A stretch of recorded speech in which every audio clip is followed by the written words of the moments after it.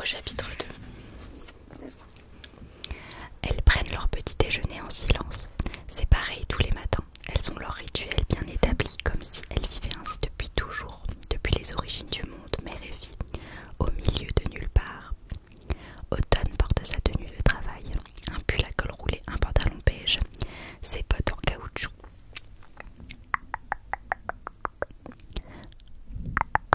Millie a noué son écharpe noire, enfilé un jean élimé, mais elle porte un débardeur blanc avec une fine dentelle à l'échancrure.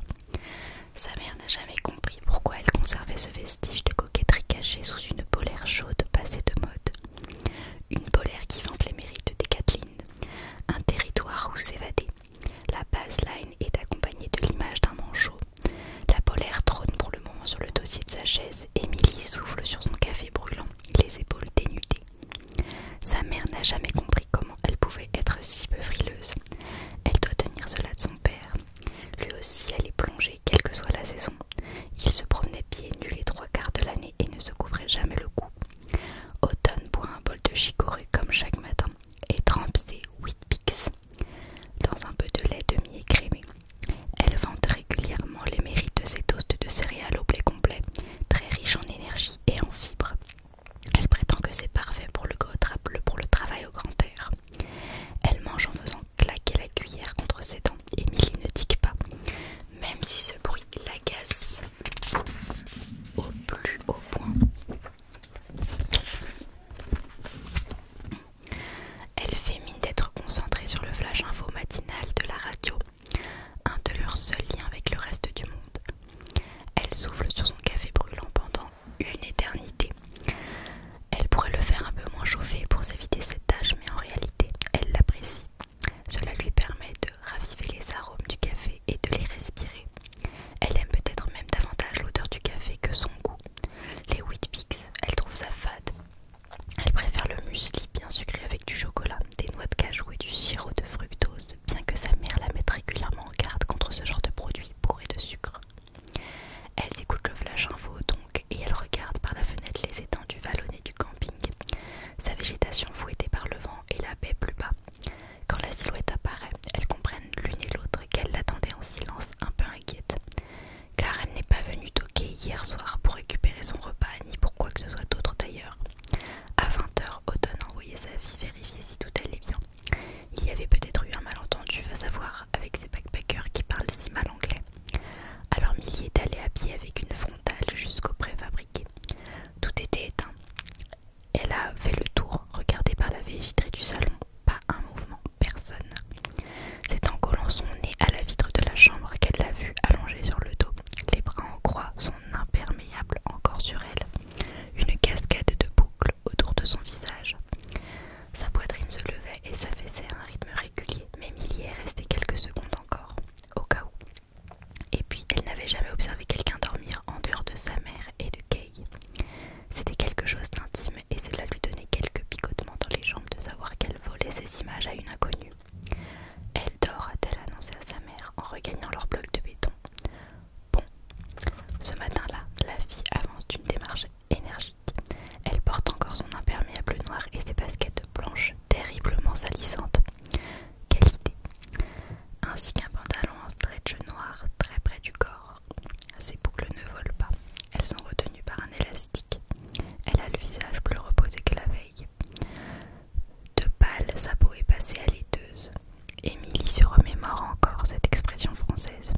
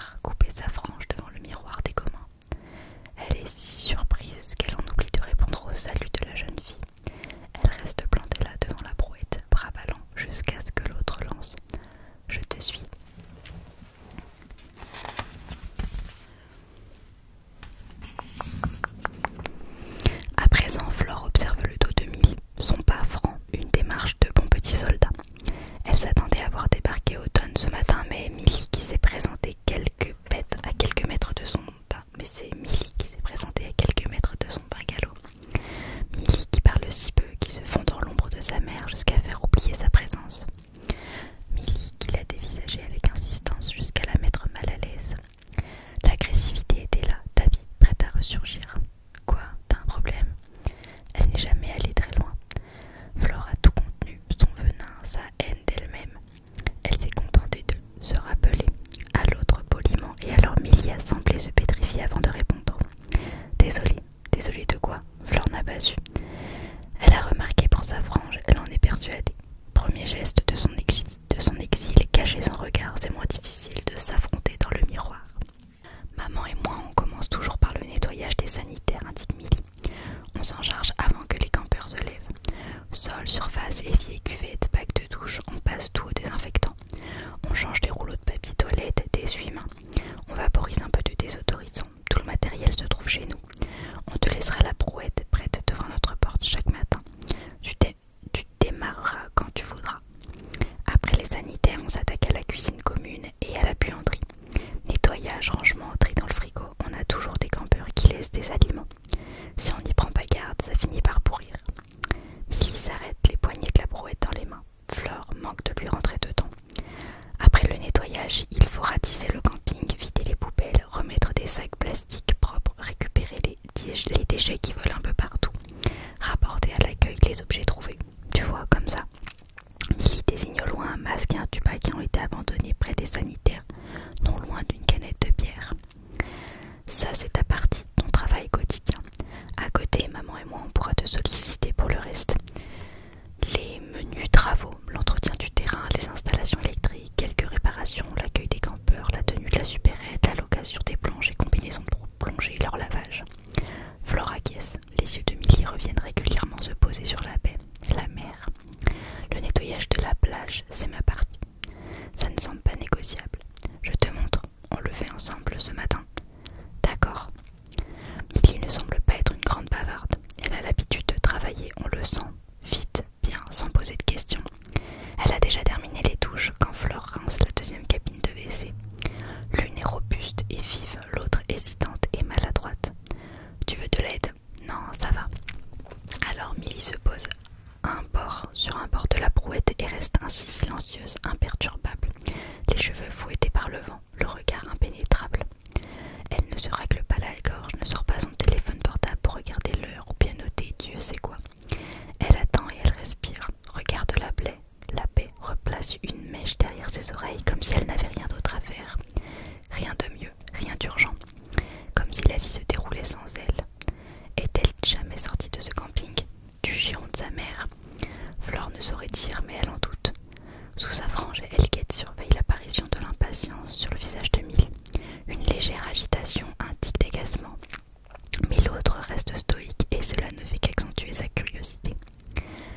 C'est au moment où elles atteignent la cuisine et la buanderie que Milly lui adresse la parole sans transition aucune. Tu étais à Dunedin, tu as visité la péninsule d'Otago.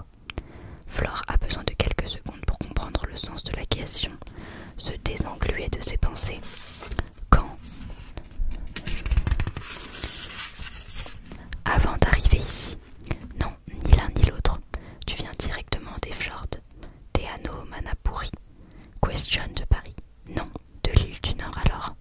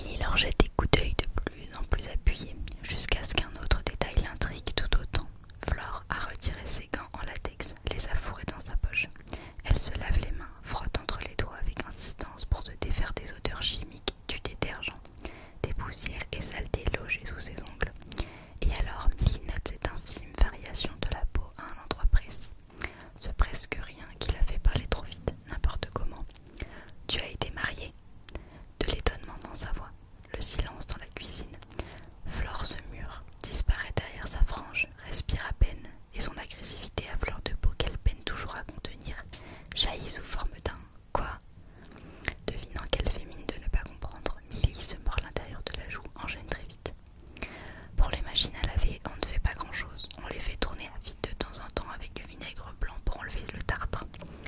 Elle récupère les produits d'entretien, les entasse dans la brouette. Flore sèche ses mains, se reconstitue un semblant de neutralité sur le visage. Je t'accompagne pour faire le tour du camping et éviter les poubelles. Flore secoue la tête. Non, ça ira. Bien. Encore ce bien. Cette fois la conversation est définitivement close. Elles le savent toutes les deux. Le paquet de pain de mie gît éventré au milieu de la table en formica. Du beurre, il n'y en avait pas à la supérette. Margarine et cornichons, voilà tout ce qu'elle a trouvé pour son repas qu'elle a tout juste picoré. Son troisième café de la journée est en train de tiédir. Elle est épuisée, totalement vidée. Cela faisait très longtemps qu'elle n'avait pas travaillé ainsi, jusqu'au harassement. C'est bien, elle n'a plus l'énergie de penser. Assise sur sa banquette, elle laisse vagabonder son regard au dehors. Le jour, cela fait une éternité qu'elle le fuit comme une réalité trop difficile à affronter. Là-bas, elle reprenait son souffle la nuit, quand le soleil avait disparu, quand les lumières artificielles trop colorées prenaient la relève. Tout était faux alors, rien n'était réel, rien ne comptait vraiment. Elle attrape le petit couvercle de la boîte à chaussures qui trône sur la table, jette un dernier coup d'œil avant de le fermer. Pourquoi a-t-il fallu qu'elle s'encombre de ça dans son sac à dos? Des souvenirs, des bibelots, des choses qu'elle n'a pas pu se résoudre à laisser derrière elle. Au milieu du bric-à-brac, l'alliance brille. Or rose, 18 carats, 33 diamants. Un demi-mois de salaire, avait plaisanté Paul en serrant sa main. Il riait trop fort, il était nerveux. Il demandait sans cesse: elle te plaît? Oui, elle est superbe. Plus tard, elle s'en prendrait méchamment à cette alliance. À Paul aussi, elle cracherait. Quoi? Ce sont tes 18 malheureux carats qui devraient me retenir. Elle la retirait, la lancerait à travers le salon. Elle jetterait un regard au miroir pour s'assurer qu'elle avait l'air convaincante, suffisamment méprisante. Elle se donnerait envie de vomir, envie de se griffer, de se faire du mal. Dans le reflet, elle ne trouvera pas ses yeux, déjà cachés par une frange. Tant mieux. Plus loin, Paul, déconfit, à quatre pattes, essaierait de retrouver l'alliance. Paul, qui voudrait pleurer mais ne trouverait que des horreurs à répondre à ses horreurs.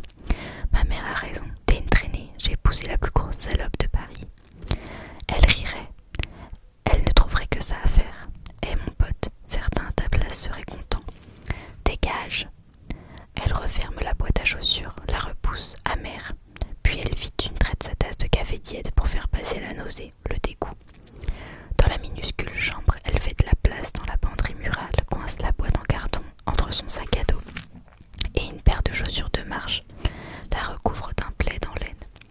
Voilà, elle est à sa place, au milieu de vieilleries inutiles. Après cela, elle ressent le besoin de s'aérer, de faire quelques pas. Elle ouvre la porte vitrée et jette un regard anxieux autour d'elle. Pas de phoque ou d'otarie en vue. Elle reste sur ses gardes, on ne sait jamais. En contrebas, un surfeur solitaire défile les vagues. Quelques promeneurs foulent le sable. La baie s'est légèrement remplie au fil de la journée, le camping aussi. 5 camping-cars sont arrivés et se sont installés. Elle a vu Autumn faire des allers-retours entre les emplacements et l'accueil, apporter une rallonge, des piquets et une bâche. Elle n'a pas aperçu Milly depuis le matin, sans doute à la supérette. Plus tard, alors qu'une tourte à la viande réchauffe doucement au fond d'une poêle, elle sort de nouveau. Elle a besoin de sentir le froid sur sa peau, sa légère brûlure. L'après-midi s'est écoulé sans qu'elle fasse rien. Elle s'est assoupie quelque temps, a bu encore plusieurs cafés, a cherché comment occuper son esprit, mais n'a rien trouvé. Le silence est trop total ici. À Paris, elle avait la foule et les rencontres pour détourner ses pensées, les anesthésier. Ici, tout est calme, rien ne bouge, hormis la végétation sauvage. La nuit est en train de tomber. Les derniers reflets dorés s'accrochent à l'horizon. Les nuages blancs se barrent de gris. Une ou deux otaries se prélassent sur le sable, mais à part elle, la plage est déserte. Demain, elle s'y aventurera peut-être.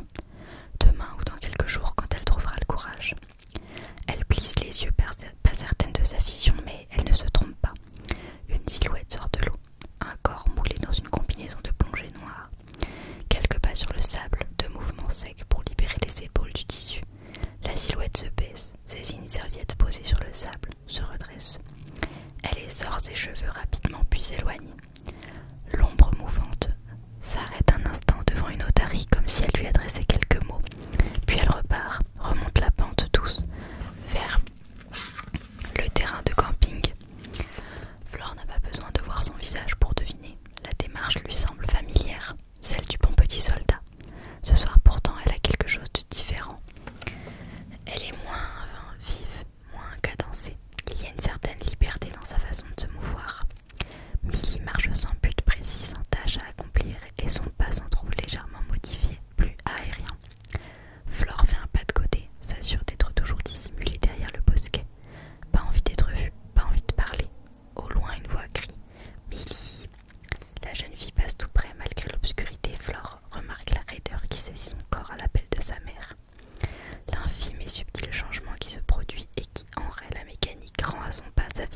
lui retire sa